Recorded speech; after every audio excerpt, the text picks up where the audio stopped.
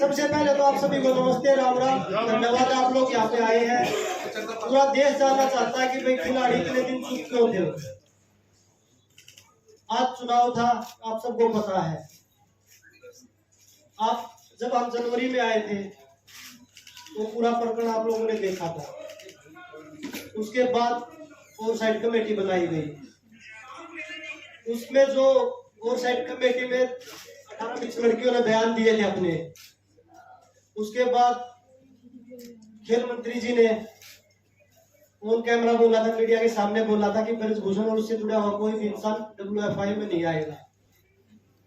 लेकिन आज दुर्भाग्य है, हमने दोबारा उसमें कमेटी 21 दिन वेट किया, 2 महीने वेट किया, 3 महीने वेट किया, कुछ नहीं हुआ। हमने दोबारा प्रोटेस्ट चालू किया, वो भी आप लोगों ने खूब देखा, पूरे देश ने देखा। हम सिर्फ सच्चाई की लड़ाई लड़ रहे थे, हम बहन बेटियों की लड़ाई लड़ रहे थे। जो उनके साथ शोषण हो रहा था उसकी लड़ाई लड़ रहे थे। नहीं तो हम भी एक्टिव खिलाड़ी थे, हम भी देश के लिए मेडल जीत रहे थे। बहुत सारे लोग बोल रहे कि ये तो खत्म हो चुके थे। करंट में 2022 में जब कॉमनवेल्थ गेम्स में गोल्ड आया 3 लोग आए। उसके बाद वर्ल्ड चैंपियनशिप में कितने मेडल एक बार देश में देख लीजिए। उसके बाद 2 लोग, मेरा रुबिनेश का वर्ल्ड चैंपियनशिप में मेडल आया था। तो मुझे नहीं लगता कि भाई बेटियों को न्याय मिलेगा, क्योंकि जिस हिसाब से पूरे तंत्र ने काम किया है, बेटियों को तोड़ने का काम अभी भी चल रहा है। आज WFI के चुनाव देख लिया आपने, उसी का आदमी बना है। उसके बावजूद जब खेल मंत्री जी के सामने 15-20 लड़कियों ने अपनी आप बीती बताई थी, आज 6 लड़कियां में भी तोड़ने पे पूरा जोर लगाया जा रहा है। आज तो WFI के चुनाव में किया है, धीरे धीरे उसको कोर्ट से भी बरी करवा देंगे, मुझे लग रहा है जो।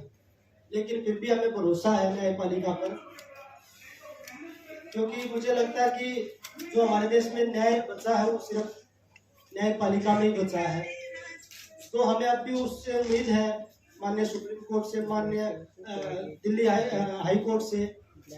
तो हमें लगता है कि हमें जो बहन बेटियों को जो न्याय की लड़ाई है, जो आने वाली जो हमारी पीढ़ी है ना, हमने जो लड़ाई लड़ी,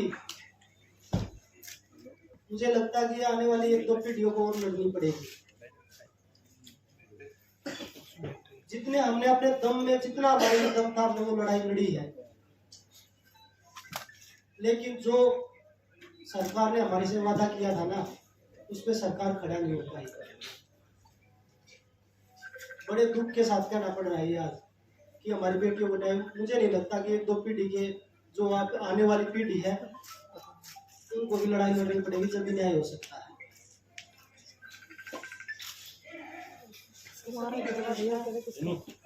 बहुत सालों के ये हिम्मत बनाने के लिए इस फेडरेशन के जो प्रेसिडेंट है उनके खिलाफ लड़ाई लड़ने के लिए हमें बहुत साल लगे कि हिम्मत बनाई और हमने ये प्रोटेस्ट किया। लेकिन आज सब आपको नतीजा पता ही है कि प्रेसिडेंट जो है उसके बेटे से भी फिर उसका राइट हैंड ही मान लो प्रेसिडेंट बना है आज रेसलिंग फेडरेशन का। तो जो सरकार ने कमिटमेंट की थी वो पूरी नहीं हुई। हमारी मांग थी महिला प्रेसिडेंट की, महिला प्रेसिडेंट होगी तो शोषण नहीं होगा। लेकिन ना पहले महिला का कोई भागीदारी थी। आज आप पूरे इलेक्शन उसकी लिस्ट उठा के देख लो, एक भी महिला को कोई स्थान नहीं दिया गया। तो बस यही कहना चाहूंगी कि जो ये लड़ाई है, ये हमने तो अपनी पूरी हिम्मत करके लड़ी, लेकिन ये लड़ाई जारी ही रहेगी, क्योंकि आने वाली जो और फ्यूचर है, जो बेटे हैं, बेटियां हैं, जो रेसलर्स हैं नई जनरेशन के, उनको ये लड़ाई लड़नी पड़ेगी। और मैं ये कहना चाहूंगी कि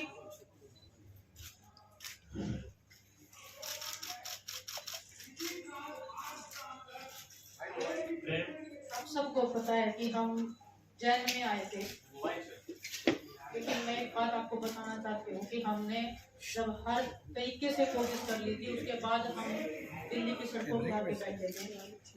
सबसे पहले हम मंत्री जी से मिले थे, मैं और बजरंग गए थे मिलने के लिए।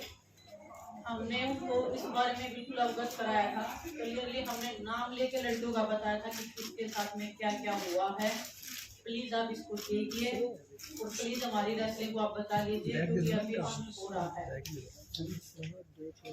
उन्होंने हमें बोला था कि 30-40 दिन का टाइम मुझे दीजिए, उसके बाद में मैं करता हूँ पूरा निश्चित रहिए, हम जरूर इसमें कुछ करेंगे। 3-4 महीने वेट करने के बाद में हम जंतर मंतर पे आए थे, हमने लड़ाई लड़ी थी, जो आप सब देख रहे हो, पूरे देश को पता है। आज जो फेडरेशन का जो अध्यक्ष बना है संजय सिंह,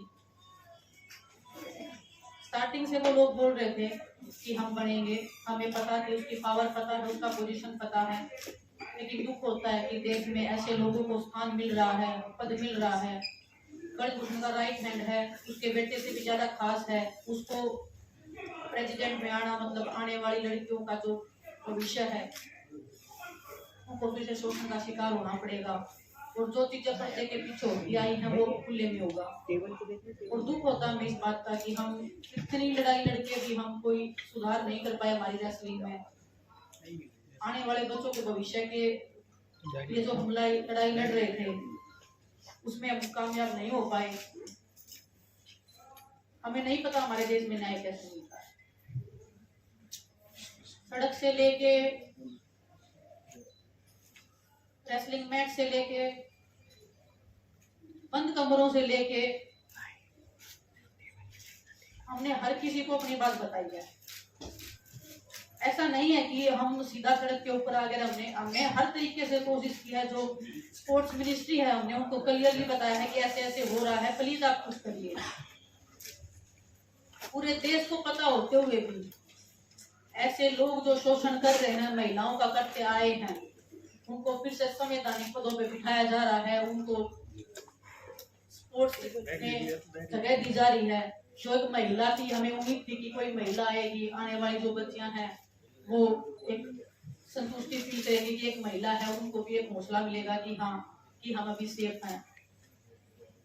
ना तो पहले रेसलिंग फेडरेशन में कोई भी एक लड़की थी, ना कोई भी आगे लड़की है। मैं हमारे आने वाले रेसलर से कहना चाहती हूँ कि आने वाली 2 या 4 पीढ़ियां तैयार रहिए शोषण के लिए। शायद आपको भी ये लड़ाई लड़नी पड़ेगी, हम जो ये लड़ाई लड़ रहे हैं। भगत सिंह जी ने जब देश के लिए फांसी लगाई थी, देश कभी आजाद नहीं हुआ था। काफी साल लगे थे अपने देश को आजाद होने में भी। हम उम्मीद बहुत कम है, फिर भी हम उम्मीद कर रहे हैं कि हमें न्याय मिलेगा।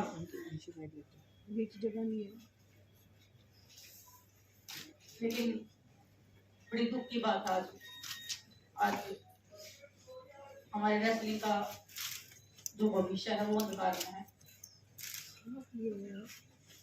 हमें नहीं पता कहाँ पे अटकाव रखती है। इसके सामने जाके हम अपना दुख बताएं।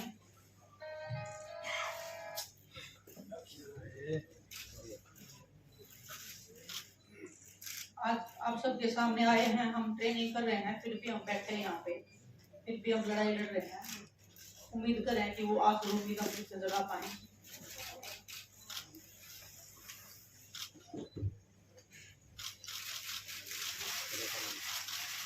मैं आपको बताऊं, सरकार से ना तो हमारी पहले लड़ाई थी, ना हमारी आज लड़ाई। हम एक व्यक्तिगत आदमी के खिलाफ लड़ रहे थे, जो बच्चियों का शोषण कर रहा था, बहन बेटियों का।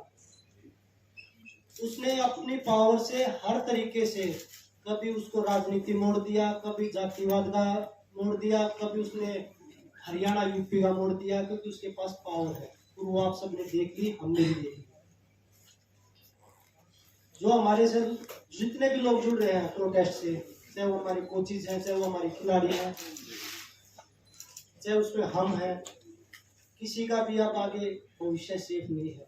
किसी के साथ भी कोई भी घटना, चाहे वो कार एक्सीडेंट लगा लीजिए, चाहे वो कोई भी A to Z कैसे भी आरोप लगा लीजिए, वो लगने शुरू हो जाएंगे आगे।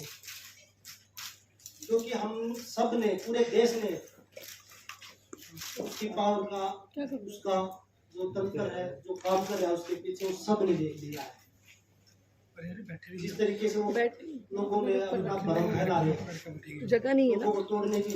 जब 20 लड़कियां स्टार्टिंग में आई थी, उनमें उन्होंने 6 छोड़ी, उनके पीछे एक करके सबको तोड़ने लग रहे थे। तो इससे बुरा दौर क्या होगा देश के लिए? और मुझे नहीं पता वो न्याय की विनेश भी बोल रही थी, साक्षी बोल रही थी, कब मिलेगा ये लड़ाई।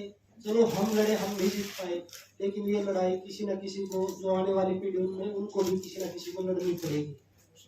विनेश ने बताया भगत सिंह को जब फांसी हुई थी उसके 20-25 साल बाद हमें आज़ादी मिली थी, लेकिन पता नहीं कुश्ती से आज़ादी हमें कब मिलेगी। अब हमारे रेसलिंग का कैरियर, हमें नहीं लगता कि आगे हम रेसलिंग कर पाएंगे या नहीं कर पाएंगे, क्योंकि जब उसी के लोग आ रहे हैं, वो जो बच्चे हैं जो उनके खिलाफ लड़ाई लड़ रहे थे, इतनी हिम्मत जुटा के वो आगे आए थे, इतने साल लगे उनको ये हिम्मत जुटाने में।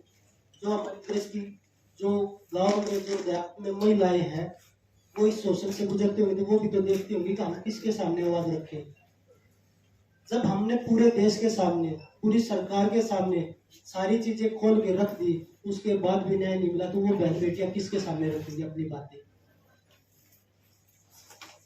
हमारे देश में मुझे नहीं पता कि राजनीति कैसे होती है, पर आज देख रहे हैं ना, सिर्फ जातिवाद, धर्म हो रहा है, धर्म यही होती है। मैं अपनी खुद की बताता हूँ, खिलाड़ी की क्या जाति होती है। हम अखाड़े में बैठ के एक थाली में रोटी खाते हैं, हमें जाति किसी को नहीं पूछते कि आपकी क्या जाति है, आपका क्या धर्म है। अगर मैं देखने लग जाऊं, जो मेरा पर्सनल ट्रेनर है वो मुस्लिम है, जो मेरा फिजियो है वो बनिया है, तो मैं तो ये ऐसे सोचूं कि नहीं, हम तो किसी और को लेके आएंगे, उनके साथ हम एक ही थाली में रोटी खाते हैं। तो वो खिलाड़ियों को बता रहे हैं कि भाई जातिवाद है, ये पॉलिटिक्स कर रहे हैं। मैं आज पूरी मीडिया बैठी है देश की, अगर हम तीनों में से कोई भी किसी पार्टी के टच में हो गया, किसी पार्टी को ज्वाइन करना चाहता हो, कभी नहीं मिलेगा हमको, किसी भी पार्टी के साथ नहीं। हम राजनीति करने नहीं आए, हम अपनी बहन बेटियों की न्याय की लड़ाई लड़ने के लिए आए हैं। वही बताया, जो आगे जो हमारे साथ जुड़े हैं, जितने भी लोग हैं, बहन बेटियां, उनके साथ किसी के साथ कुछ भी हो सकता है आगे। अंत में हम तो जा रहे सोए रोड पे, लेकिन मैं सभी तमाम देशवासी जो भी हमारे प्रोटेस्ट में आए, दूर दूर से आए, बूढ़ी महिलाएं आई, बहुत सारे लोग ऐसे आए जिनके पास खाने कमाने के लिए नहीं है, फिर भी हमें सपोर्ट करने आए। हम नहीं जीत पाए, पर आप लोगों का बहुत बहुत धन्यवाद। और एक बात और कहना चाहूंगी कि लड़ाई लड़ी, पूरे दिल से लड़ी, लेकिन अगर प्रेसिडेंट ब्रिजभूषण जैसे आदमी जैसा ही रहता है, उसका बिल्कुल सही होगी है, उसका बिजनेस पार्टनर है, वो अगर इस फेडरेशन में रहेगा, तो मैं अपनी कुश्ती को त्यागती हूँ और मैं आज के बाद कभी भी आपको बस सभी देशवासियों को धन्यवाद जिन्होंने आज तक इतना मेरा सपोर्ट किया और मुझे इस